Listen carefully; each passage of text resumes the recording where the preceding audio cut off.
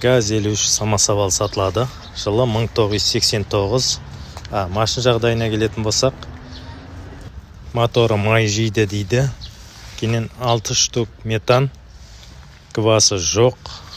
Салон көрсетіп өтетін болсақ, мына ішкі көрінісі. Кейіннен коробкасында задний мосында пугілді жоқ дейді. Документ жағдайына келетін болсақ, машин бензинде, бар тобой. Тек документте проблема болып тұрыпты. Кузовы, міне көріп тұрғаныңыздай, состояниесі жақсы. Рамында сынық жоқ, рессорында да сынық жоқ. Машин жүріп тұрған, жұмыс істеп тұрған машин.